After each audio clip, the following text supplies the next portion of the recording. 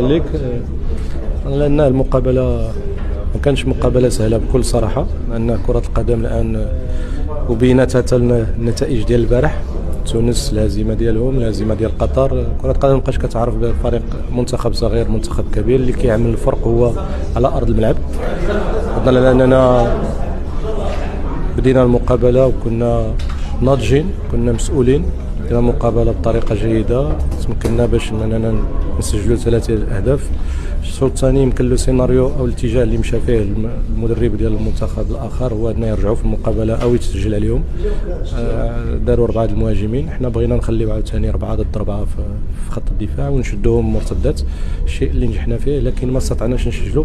انه جاونا 3 أو 4 مرتدات اللي كان يمكن لهم اننا نسجلوهم. كنظن لا نتذكر الكره ديال سحزوح، كره واحده اخرى كنظن ديال بولكسوت، ضربة جزاء اللي 100% ضربة جزاء، فكان يمكن المقابلة تخلص ب4-1 أو 5-1. لكن على العموم كل حاجة اللي ما عجبتنيش هو الهدف اللي تلقينا، كان يمكننا نتفاداوه.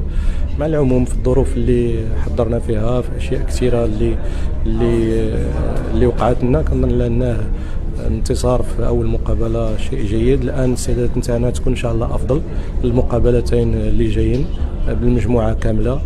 سعيد كذلك بلا جيستيون ديال لو جروب اللي درت، لان تشوفوا بان بزاف ديال اللاعبين الحمد لله ربحنا 3 نقاط وربحنا جرينا دي جوور منهم الحمد لله، منهم سعداء اللاعبين اللي لعبوا متاخرين، منهم بن طايق، منهم كارتي. يعني ربحنا 3 نقاط وربحنا كذلك اننا ما خرجنا من لو ريسك ديال اون بليسيور ديال واحد من هاد اللاعبين الحمد لله. وان شاء الله المقابله الجايه نجهزوا لها بطريقه افضل ان شاء الله. اوكي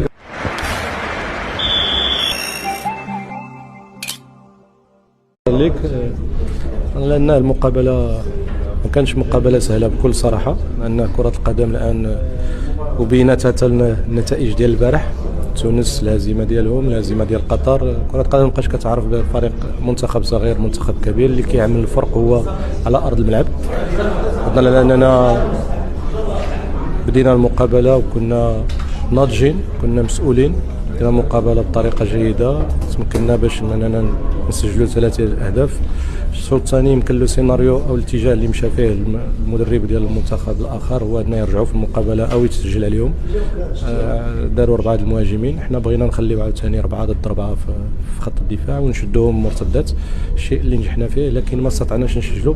انه جاونا 3 أو 4 مرتدات اللي كان يمكن لهم اننا نسجلوهم. كنظن لا نتذكر الكره ديال سحزوح، كره واحده اخرى كنظن ديال بولكسوت، ضربة جزاء اللي 100% ضربة